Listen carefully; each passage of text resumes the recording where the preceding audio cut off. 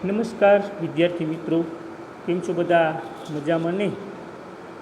શ્રી સત્યપ્રકાશ વિદ્યાપીઠ દ્વારા આયોજિત ઓનલાઈન એજ્યુકેશનમાં આપ સૌનું સ્વાગત છે. વિદ્યાર્થી મિત્રો, ધોરણ 10 ગુજરાતી એની અંદર આપણે 11 પાઠ પૂર્ણ કરેલા હતા અને ત્યારબાદ આપણે આ 12મો પાઠ જોઈએ, ચોપડાની ઇન્દ્રજાળ. એના લેખક છે ચંદ્રકાંત પંડ્યા અને એનો સાહિત્ય પ્રકાર છે આત્મકથા ખંડ અને સાહિત્ય સંદર્ભ છે બાનો ભીખુમાંથી લીધેલો આ પાઠ. તો વિદ્યાર્થી મિત્રો, ચાલો આપણે પેલા લેખકનો પરિચય જોઈએ. લેખકનો જન્મ 31/8/1920 અને મૃત્યુ 13/10/2001. ચંદ્રકાંત જેઠાલાલ પંડ્યાનો જન્મ વલસાડ જિલ્લાના ધરમપુરમાં થયો હતો. તેમણે મુંબઈ યુનિવર્સિટીમાંથી ટીડીની પદવી મેળવી હતી. સંગીતમાં પણ નિપુણતા મેળવી હતી. શિક્ષક તરીકે હાલોલ અને નવસારીમાં કામગીરી કરી હતી. સામાજિક અને સેવા ક્ષેત્રમાં તેમનું પ્રદાન નોંધપાત્ર છે. એટલે કે આ લેખક એમ કહે ને કે સામાજિક સેવાઓ પણ કરી હતી. બાનો ભીખુ ભાગ 1-2, સુદામે દીઠી ગારામતી, યુરોપ પ્રવાસ, ઘડીક સંઘ શ્યામરંગનું, આફ્રિકાનો પ્રવાસ, વસાહતીઓનું વતન, અમેરિકા પ્રવાસ તેમના નોંધપાત્ર પુસ્તકો છે. આ બધા એમના પુસ્તકોના નામ છે. બાનો ભીખુ એમાંથી જ આ આત્મકથા ખંડ છે લેખકનું, એમાંથી આ પાઠ લેવામાં આવેલ છે. સુદામે દીઠી ગારામતીથી એમનો યુરોપ પ્રવાસ દરમિયાન લખેલો નિબંધ છે. ત્યારબાદ ઘડીક સંઘ શ્યામરંગનું એ આફ્રિકા પ્રવાસ દરમિયાન લખેલું પુસ્તક છે અને વસાહતીઓનું વતન એ અમેરિકા પ્રવાસ દરમિયાન લખેલું પુસ્તક છે. સાહિત્યિક પત્રકારત્વમાં પણ તેમનું યોગદાન છે. એટલે કે સાહિત્ય ક્ષેત્રે અને પત્રકાર તરીકેનો પણ લેખકે અનુભવ કરેલો છે. ત્યારબાદ આગળ કે ભીખુએ બાળપણમાં જોયેલી વ્યાજખોરી અને ગરીબી આ આત્મકથા ખંડમાં રજૂ થઈ છે. એટલે કે લેખક પોતે ચંદ્રકાંત પંડ્યા આ આત્મકથા ખંડની અંદર ભીખુ તરીકે પોતાનું નામ દર્શાવે છે અને એને બાળપણની અંદર જે વ્યાજખોરી અને ગરીબી જે જોઈ હતી એ વસ્તુ આ આત્મકથા ખંડની અંદર લેખકે રજૂ કરી છે. અહીં શાહુકારો દ્વારા ગરીબ અભણ લોકોનું કેવું શોષણ થતું એનું તાદસ ચિત્ર ઉપસાવ્યું છે. શાહુકારો એટલે કે અમીર લોકો, પૈસાદાર લોકો, કે એ લોકો જે ગરીબ લોકોને, અભણ લોકોનું કેવું શોષણ કરતા એ વસ્તુ આ આત્મકથા ખંડની અંદર લેખકે રજૂ કરી છે. આવું માત્ર ગુજરાતમાં જ છે એવું નથી, પણ સમગ્ર ભારતમાં આ પરિસ્થિતિ છે. એટલે કે ખાલી આપણા ગુજરાત પૂરતું આ સીમિત નથી, પણ આખા ભારત દેશની અંદર આ પરિસ્થિતિ છે કે ભાઈ શાહુકાર લોકો, અમીર લોકો છે, પૈસાદાર લોકો છે, ગરીબ લોકોનું, અભણ લોકોનું કેવું શોષણ કરે છે એ વસ્તુ દર્શાવવામાં આવી છે. અને આ પરિસ્થિતિ આખા ભારત દેશની અંદર છે. એક તરફ વ્યાજ પર વ્યાજ ચડાવતા શાહુકારો છે, તો બીજી તરફ એ જ શાહુકારોના દીકરા તરફ વાત્સલ્ય ભાવ દાખવતા દેણદાર લોકો છે. કે વ્યાજનું પણ વ્યાજ કરી અને આ શાહુકાર લોકો છે એ ગરીબ અને અભણ અને ભોળી પ્રજાને લૂંટે છે. તો એ જ ભોળી પ્રજા છે એ આ શાહુકારના દીકરાઓ પ્રત્યે કેટલો વાત્સલ્ય ભાવ રાખે છે, પ્રેમ ભાવ રાખે છે એ વસ્તુ પણ આ પાઠની અંદર રજૂ કરવામાં આવી છે. જીવલાની કરુણ સ્થિતિ જોઈને કિશોર ભીખુમાં સૂક્ષ્મ પરિવર્તન આવે છે અને અહીંયા આ જીવલો એક ગરીબ અને અભણ વ્યક્તિ છે. આ પાઠનું મુખ્ય પાત્ર જ આ જીવલો છે. પણ એ જીવલાની પરિસ્થિતિ જોઈ અને કિશોર ભીખુને, એટલે કે આ બાળક લેખક જે ભીખુ નામ છે એનામાં પોતામાં કેવું પરિવર્તન આવે છે એ પણ આ પાઠની અંદર રજૂ કરવામાં આવ્યું છે. જેના કારણે એ દેવાના ચોપડા ફાડી નાખીને કરજમાંથી મુક્ત કરે છે. એટલે કે આ લેખકમાં પરિવર્તન આવે છે અને લેખક છે જે દેવાનો ચોપડો હતો, બરાબર, એટલે કે જે આ વ્યાજનો ચોપડો હતો એ ચોપડાને ફાડી નાખે છે અને આ જીવલાને એના કરજમાંથી, એના વ્યાજમાંથી એને મુક્ત કરે છે. પોતાના પિતા અને માતા પણ વ્યાજ વસૂલાતની ઇન્દ્રજાળમાં કેવી રીતે રચ્યા પચ્યા હતા એ નિખાલસતા આ પાઠનું જમા પાસું છે. એટલે કે લેખકે પોતાના માતા પિતા પણ આ વ્યાજ વટાવનો વ્યવસાય કરતા હતા, ધંધો કરતા હતા. એટલે એ લેખકે પોતાના માતા પિતા પ્રત્યે પણ કટાક્ષ કરી અને આ પાઠની અંદર રજૂઆત કરી છે. એ આ પાઠની મહત્ત્વની બાબત છે. અહીં ચોપડાની ઇન્દ્રજાળ એટલે કે વ્યાજની એવી જાળ કે જેમાંથી ગરીબ ક્યારેય છટકી શકતો નથી તેનું હૃદયસ્પર્શી આલેખન થયું છે. એટલે કે આ પાઠનું નામ જ છે કે ચોપડાની ઇન્દ્રજાળ. એટલે શું? તો કે વ્યાજની એવી જાળ કે જેમાંથી ગરીબ ક્યારેય છટકી શકતો નથી તેનું હૃદયસ્પર્શી વર્ણન આ પાઠની અંદર ચંદ્રકાંત પંડ્યાએ ખૂબ જ સુંદર રીતે રજૂ કર્યું છે. જોઈએ હવે ત્યારબાદ આપણે આ પાઠ તરફ આગળ વધીએ. ત્યારે સાહુકારો ગરીબ અને અજ્ઞાન રાની પર જ ખેડૂતોનું શોષણ કરતા હતા. એ પહેલાંના સમયમાં જે સાહુકારો હતા, પૈસાદાર લોકો હતા, એ ગરીબ અને અજ્ઞાની એવી આ રાની પર જ ગામનું નામ છે, ત્યાંના જે ખેડૂતો હતા એનું કેવું એ શોષણ કરતા. ઋણ રાહતનો ત્યારે કોઈ કાયદો ન હતો. ઋણ રાહતનો મતલબ માફ કરી દેવું અથવા તો જતું કરવું એવો ત્યારે કોઈ કાયદો ન હતો. તેમાં દેશી રાજ્યમાં તો આવા શોષણખોરોને ઘી કેળા હતા. અને એ સમયમાં આ જે દેશી રજવાડાઓ હતા, દેશી રાજ્યો હતા, એને ઘી કેળા હતા. રાજા અને અમલદારોના જુલમને ચડી જાય એવી આ શરીફ ડાકોની લૂંટ ગરીબ પ્રજાના હાડમાસને ચૂંટવામાં જરાય અરેરાટી નહોતી અનુભવતી. અને આ એમ કહેવાય ને કે રાજા કે અમલદારોના પણ જુલમથી પણ વધારે એમ કહેવાય ને કે આ શરીફ ડાકુઓ મતલબ કે આ પૈસાદાર લોકો, સાહુકાર લોકો હતા કે જે આ ગરીબ લોકોના હાડ માંસને ચૂંટવા માટે પણ તૈયાર થઈ જતા. એટલી બધી એમ કહેવાય ને કે એની ઉપર શોષણ કરતા. કચડાયેલી પ્રજાનો કોઈ ધણી ધોરી નહોતો. અને એ સમયે આ કચડાયેલી આ રાકડીને ગરીબી પ્રજાનો કોઈ એમ કહેવાય ને કે ભાવ ન પૂછતું. રાકડી ભોળી લંગોટિયા પ્રજા મૂંગા ઢોર કરતાં બદતર જીવન જીવતી. અને આ રાની પરજની રાકડી એટલે કે ગરીબડી અને ભોળી અને લંગોટિયા પ્રજા, લંગોટિયા એટલે કે ધોતી પહેરેલી પ્રજા એમ કહેવાય ને તો મૂંગા ઢોરથી પણ બદતર જીવન જીવતી હતી. ઉજળ જમીનમાં થોડું ઘણું પકવે, એકદમ ઉજળ વેરાન જમીન હોય એમાં થોડા ઘણું પકવે. તેમાં રાજા, અમલદાર, ઢગડું, તલાટી, ભૂવો અને સાહુકાર સૌનો લાગો. લાગો મતલબ ભાગ. એમાં પછી આ બધાને એને ભાગ આપવો પડ્યો. રાજાને આપતા, અમલદારને આપતા, ઢગડુને આપતા, તલાટીને આપતા, ભૂવાને આપતા, સાહુકારને આપતા. જે કાંઈ ઉજળ જમીનમાં થોડા ઘણું કંઈક હોય એમાં બધાને થોડું થોડું થોડું આ ગરીબ અને ભોળી પ્રજાએ આપવું પડતું. પ્રસંગે બધું કામ પડતું મૂકી બધાની વેઠ કરવા એ બંધાયેલો. અને કોઈ પણના ઘરે પ્રસંગ હોય ત્યારે આ પોતાના ખેતીનું કામ અથવા પોતાનું ગમે તે કામ હોય મૂકી અને આ ભોળી પ્રજાએ આ રાની પરટની ખેડૂતને કહે ને ગરીબી પ્રજાએ એના ઘરે આ પૈસાદાર લોકોના ઘરે એમ કહે ને વેઠ કરવા માટે, કામ કરવા માટે જવું પડતું. ગુલામથી પણ બદતર જિંદગી એ જીવે. ગુલામથી પણ એમ કહેવાય ને કે બદતર જિંદગી હતી એમની. ને ઉજળા ભણેલા લોકો એ લાચારીનો લાભ ઉઠાવે. અને આ ભણેલા અને ઉજળા કપડાં, સફેદ કપડાં પહેરનારા આ લોકો એનો લાભ લેતા. 1755 ગણિત ગણનાર સાહુકારના ચોપડાની ઇન્દ્રજાળ એવી કે એની 7 પેઢી પણ ઋણમાંથી કદી મુક્ત ન થઈ શકે. 1755 ખરેખર 1785 થાય એની જગ્યાએ 95 ગણિત ગણતા. પણ આ અજ્ઞાની પ્રજા, અભણ પ્રજા, ગરીબ પ્રજાને એ વસ્તુનો ખ્યાલ ન આવતો. અને એટલું બધું વ્યાજનું વ્યાજ પણ કરતા કે એની 7 પેઢી પણ એમ કહેવાય ને આ વ્યાજમાંથી મુક્ત ન થઈ શકે.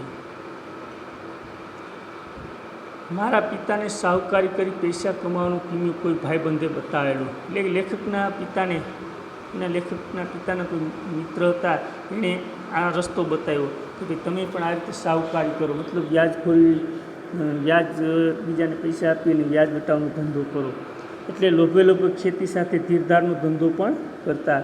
એટલે લોભે લોભે એમ કહેવાય ને કે આ લેખકના પિતા પણ આ રીતે ખેતીનો વ્યવસાય કરતાં કરતાં આ રીતે એમ કહેવાય ને કે વ્યાજ વટાવનો ધંધો પણ કરવા લાગે છે. પિતાજીને હાઉકાર કહીને સૌ બોલાવે. એટલે કે લેખકના પિતાને બધા હાઉકાર, હાઉકાર એટલે કે સાહુકાર, પૈસાદાર કહીને બધા બોલાવતા. પિતાજીનું મૃત્યુ થયું અને અમુક સમય પછી લેખકના પિતાનું મૃત્યુ થઈ જાય છે. જમીન ગણોતે ખેડનાર કે તેની દેખભાળ કરનાર કોઈ રહ્યું નહીં, એટલે અમે મૂળ શેઠને સોંપી દીધી. એટલે હવે આ લેખકને પિતા જે કાંઈ જમીન ખેડતા, ખેતી કામ કરતા, એ હવે કોઈ ખેડવાવાળું કે કામ કરવાવાળું ન રહ્યું. એટલે આ લેખક જે એમ કહેવાય ને કે જમીન જે મૂળ શેઠની હતી, જેની પાસેથી લીધી હતી, એને આપી દીધી. હવે ગુજરાનના સાધન તરીકે દુજાણું ને પિતાજીની ઉઘરાણી બે જ રહ્યા.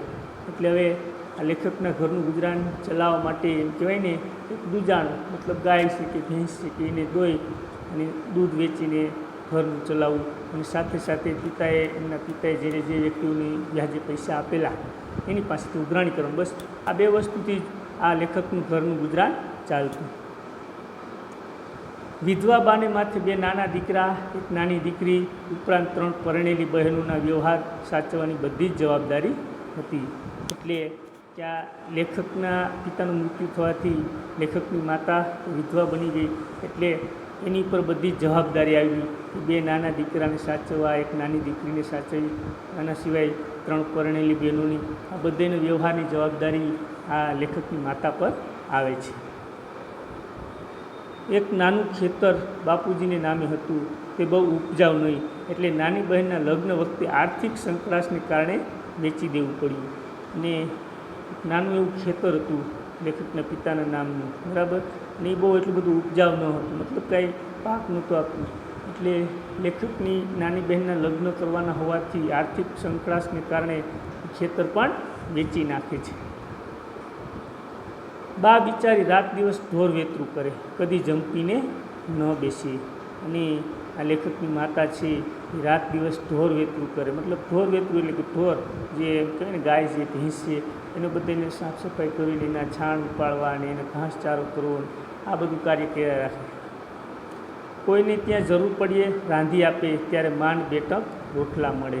અને લેખકની માતાને ક્યારેક ક્યારેક કોઈને ત્યાં રસોઈ બનાવવા જતા, જેથી કરી અને માંડ 2 ટંકના રોટલા મળી રહેતા.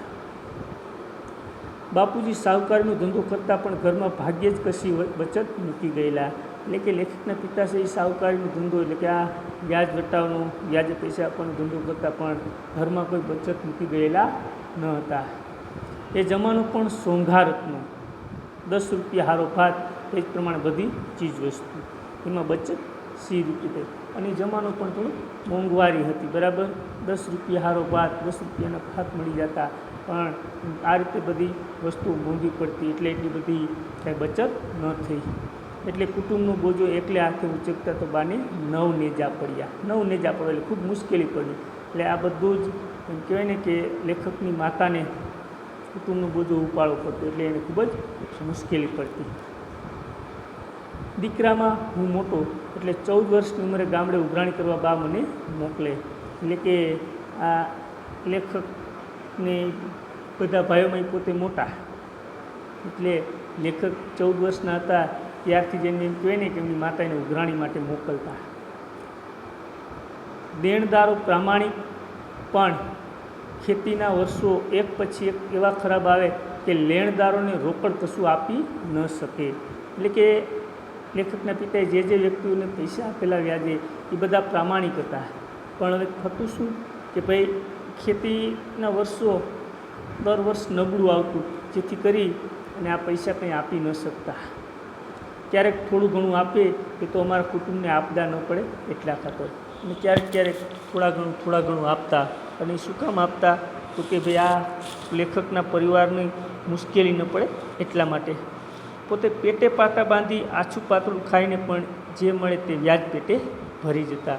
એટલે કે આ બધા પેટે પાટા બાંધી આ ગરીબને, થોડી પ્રજા, ખેડૂત પ્રજા પેટે પાટા બાંધીને પણ એને આછું પાતળું ખાઈ લેતા, પણ વ્યાજ પેટે થોડું તો આ લેખકને ઘરે આપી જ જતા.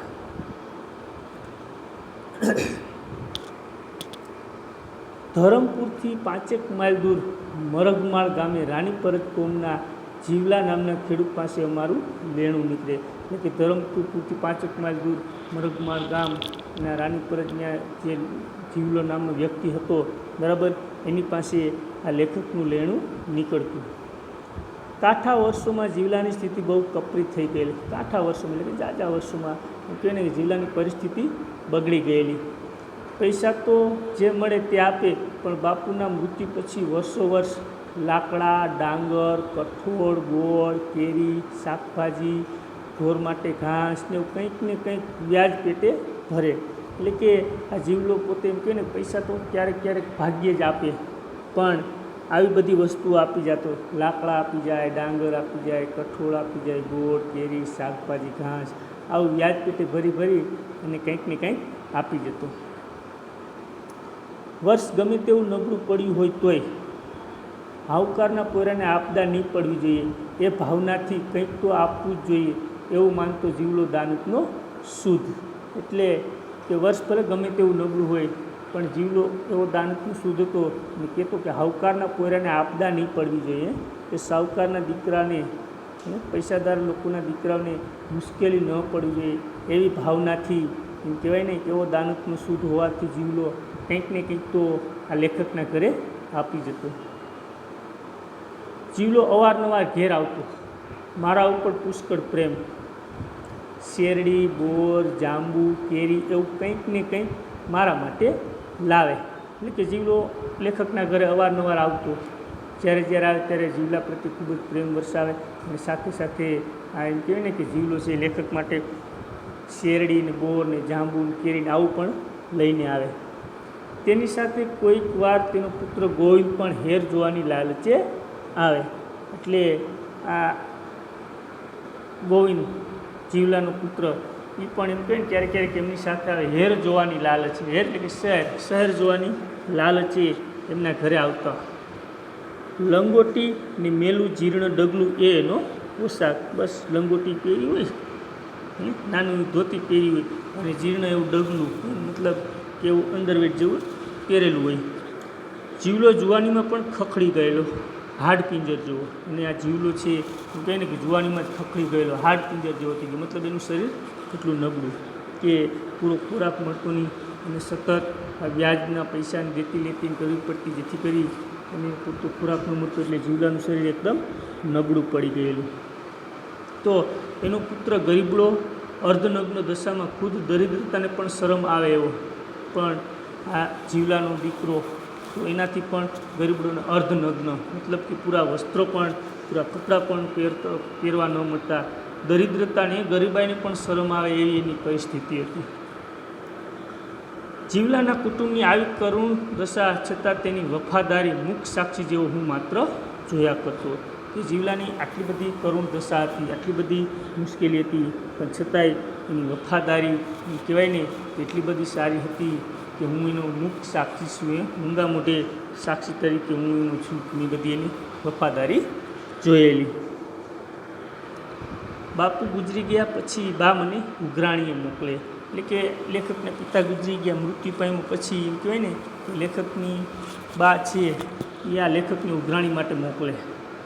મરગમાળમાં જીવલા ઉપરાંત પણ એક બે લેણદાર હતા અને મરગમાળની અંદર જીવલા સિવાયના પણ બીજા એક બે લેણદારો હતા. એટલે કે લેખકના પિતાએ બીજી પણ એક બે વ્યક્તિને ત્યાં વ્યાજે આપેલા પૈસા હતા.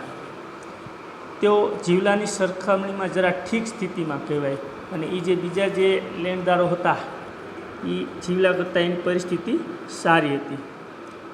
એટલે બાને તેમના પૈસા નિયમિત મળતા. એટલે આ વ્યક્તિઓ જે કંઈ વ્યાજ પેટે આપવાનું હતું એને નિયમિત મળી જતું. પણ જીવલો તદ્દન ભાંગી ગયેલો. પણ આ જીવલાની પરિસ્થિતિ એટલી બધી નબળી હતી કે ભાંગી ગયેલો. પત્ની મરી ગયેલી, તેનું બારમું કરવા માટે વળી બીજો સાહુકાર કરેલો.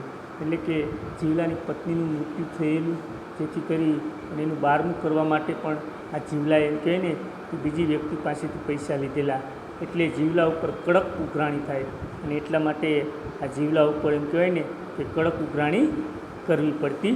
તો વિદ્યાર્થી મિત્રો, આપણે આ પાઠને અહીંયા સુધી રાખીએ, બાકી નેક્સ્ટ ટાઈમ જોશું. ત્યાં સુધી જય હિન્દ, જય ભારત.